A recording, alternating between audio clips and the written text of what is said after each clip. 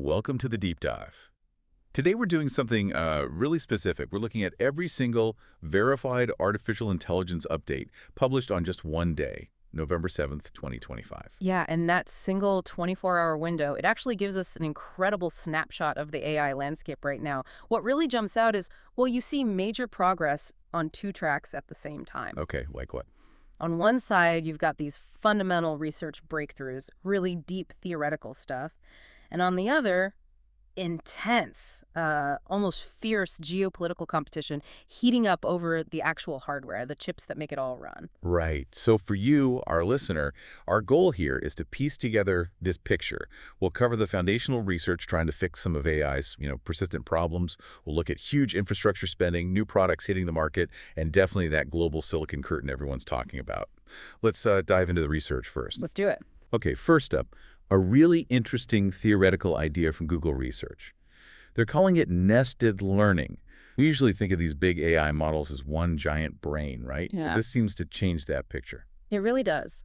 Nested learning, it suggests looking at models as a system of smaller, interconnected optimization problems, not just one big one. And the main goal is tackling catastrophic forgetting. The classic issue where an AI learns something new and then forgets what it knew before. Okay, so instead of constantly retraining the whole thing from scratch, it's more like organizing the knowledge better. Exactly, like specialized bookshelves that don't just overwrite each other. They even built a proof of concept called HOPE. The key insight is enabling continuous learning without needing that super expensive, time-consuming full retraining every time new data comes in. Okay, that sounds promising for the future.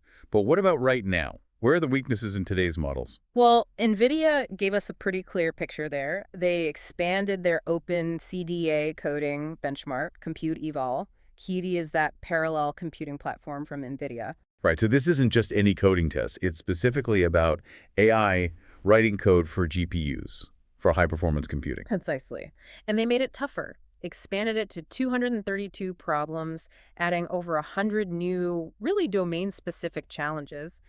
And the results, well, they were revealing. These tougher tests showed significant gaps. Gaps, meaning the AIs couldn't do it as well. Yeah, the overall pass at 1 scores, that's like getting it right on the first try, actually declined for the top large language models compared to the older version of the test. That's super important because it tells developers exactly where the current tools need improving for this kind of specialized work. Okay, sticking with identifying weaknesses. Right. There was another paper on Verico. It sounds like it's about making AI reasoning more reliable, neurosymbolic. Yeah, neurosymbolic basically means combining neural networks, which are good at pattern matching, with symbolic logic, which is good for structured reasoning. Verico specifically looks at the chain-of-thought process in LLMs. That's the step-by-step reasoning the AI shows. And Verico does what with it? It formalizes those steps into actual first-order logic, like a mathematical proof. Then it uses automated tools to check if the logic actually holds up. Is it sound? So if the AI says A leads to B because of C, Verico checks if C really logically implies that step. I see. So it's like fact-checking the AI's own reasoning process. That seems vital for things like law or medicine. Absolutely. You need to trust the why, not just the final answer. But wait, does better reasoning automatically mean safer AI? There was another study suggesting maybe not. Yeah, that joint study from Anthropic, Oxford, and Stanford, it found something kind of paradoxical. Models with better reasoning abilities, specifically using chain-of-thought, were actually more vulnerable to certain jailbreak attacks. Like vulnerable. How does that work? It seems the very complexity that enables reasoning can also be exploited. They found that for some attacks, the success rate for getting the AI to bypass its safety rules was over 80%. Using specific techniques targeting that chain-of-thought process. 80%. Wow. That really challenges the idea that just making models smarter makes them safer. It does. It fundamentally changes how we need to think about security for these advanced models. Complexity itself can be a vulnerability. Okay, one more on the research infrastructure side. LMSY's org released something called SGLang Diffusion. What's that about? Speed, basically. It's a new open source tool, an inference engine, designed specifically to make image and video diffusion models run faster. Diffusion models are how things like Stable Diffusion or Midjourney generate images. SGLang Diffusion tackles the bottleneck in running those large models, makes generation quicker. And why does that matter broadly?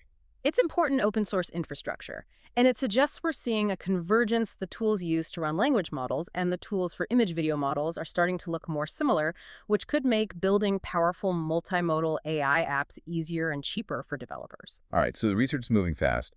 Let's look at how AI actually hit the market on November 7th. Some huge deals and launches. First, Snapchat made a big move with Perplexity AI. Yeah, a massive deal. Snap is integrating Perplexity's conversational AI search directly into Snapchat's chat. We're talking a $400 million partnership. 400 million, that's serious investment. It is.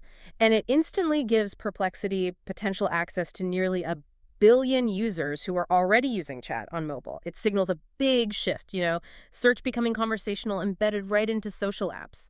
And it shows a path for how these platforms plan to make money from AI. Makes sense.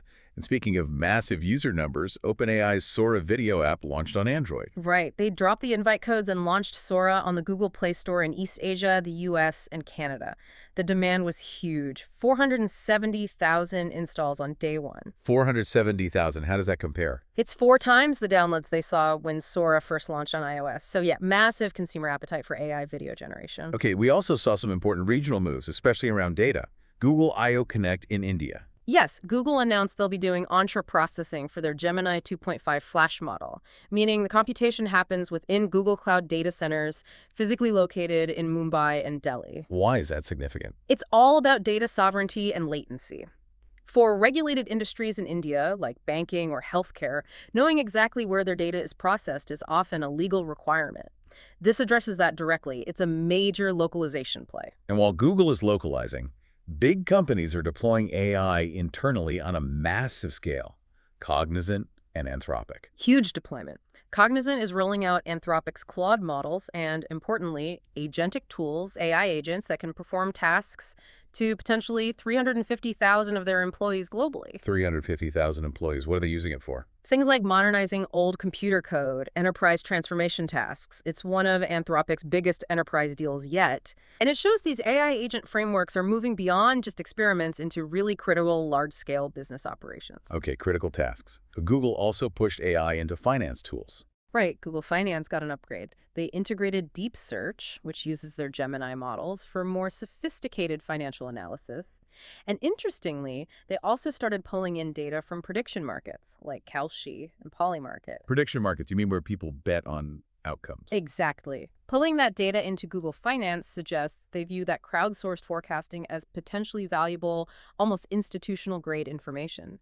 It's another example of LLMs getting integrated into specialized professional workflows. And finally, on the product front, a Japanese company, Apollo 11, launched something focused on extreme data privacy. Yes, the NeuroGrid ZBR platform. ZDR stands for Zero Data Retention.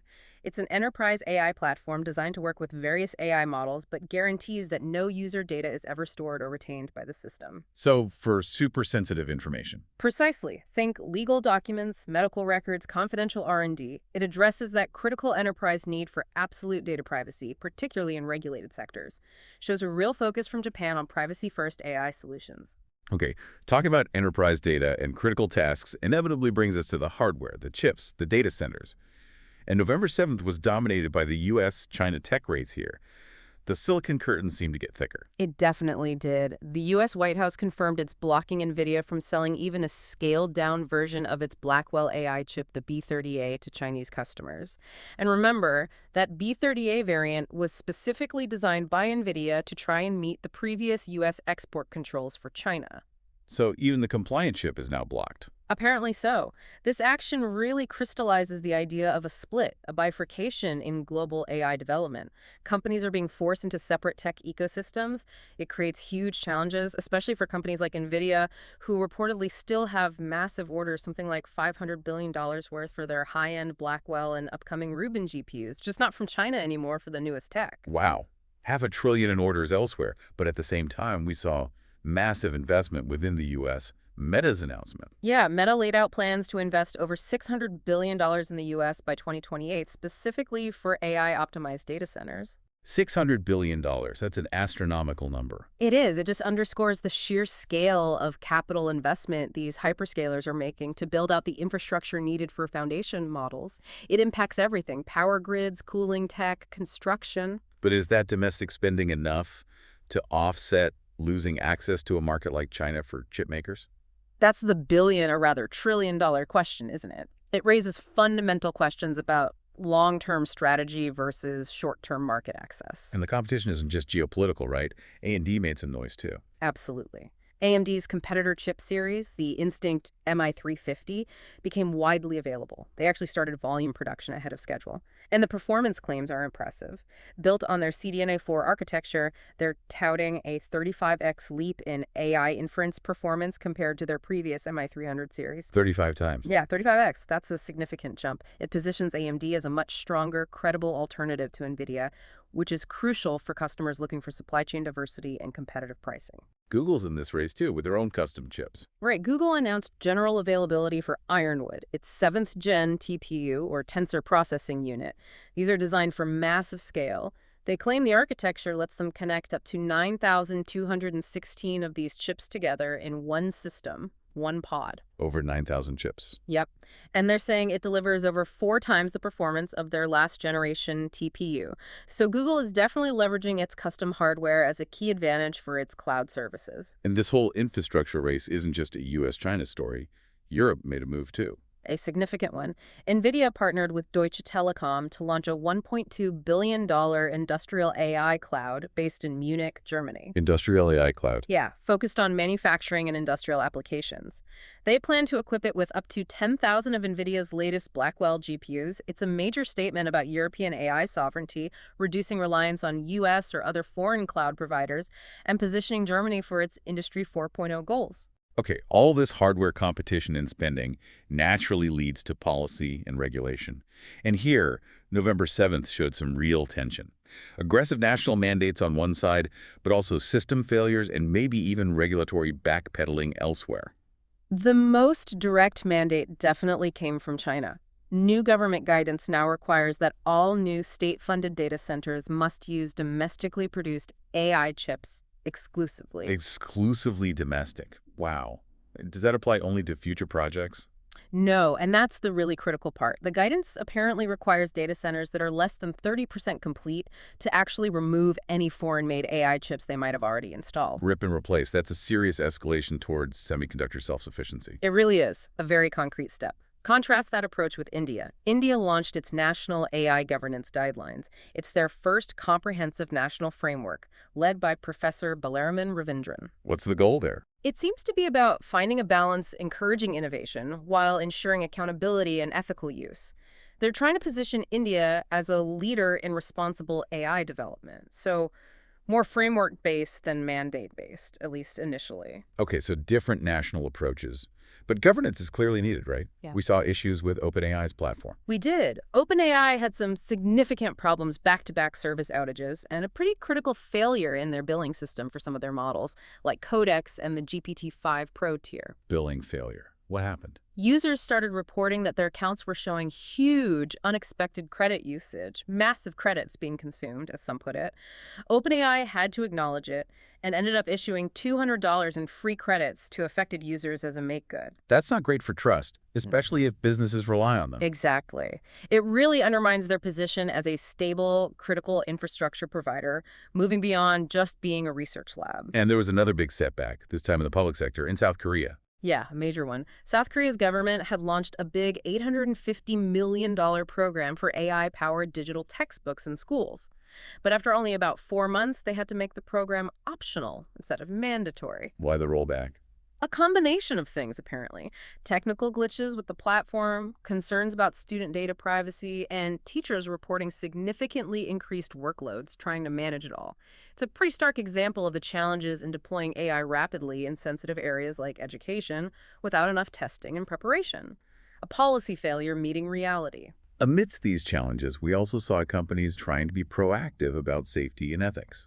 Anthropic made an interesting commitment about old AI models. Yeah, this was quite novel. Anthropic committed to actually preserving the weights, the core parameters of their retired AI models for the lifetime of the company. They also plan to conduct post-deployment interviews, though it's not entirely clear what that entails yet. It treats model retirement as an ethical issue, acknowledging these complex models might have emergent properties worth studying or preserving, perhaps even considering potential model welfare. Interesting. And OpenAI also put out guidance on a specific threat. Yes, on prompt injection attacks. That's where attackers trick an AI into ignoring its instructions or revealing sensitive information. As AI agents become more common, AIs that can take actions, this kind of attack becomes much more dangerous. So OpenAI outlined common attack patterns and recommended defenses for developers, like isolating processes and validating inputs carefully. Essential security hygiene. #tag final minute. All right, let's wrap up with some quick takeaways. Tools and numbers from November 7th. Two resources you might find useful today. First, Nvidia released open source code and architecture for a data science agent. It helps automate machine learning workflows. And they reported some pretty impressive speedups using their CUDX libraries, anywhere from 3x to 43x faster for certain data science tasks. Second tool, the GUI 360 dataset was released on Artfuft. Right. GI stands for Graphical User Interface. This dataset provides the training data needed to build AI agents that can actually use regular computer software, clicking buttons, filling forms, etc., moving AI beyond just text commands. Okay, numbers of the day. What stood out? For me, first is that 35x performance leap AMD is claiming for AI inference with their new MI350 GPUs compared to the previous generation. That's a huge jump in capability from a key competitor. Disruptive number. And the second? Has to be that $1.4 trillion figure. That's the amount OpenAI reportedly committed over the next 8 years for data centers and AI infrastructure. $1.4 trillion. It just bogles the mind, but it shows the immense capital required to lead in this race. So putting it all together from just this one day, November 7th, what's the final thought for our listeners? Well, we saw these really profound theoretical advances like nested learning, trying to solve fundamental AI problems.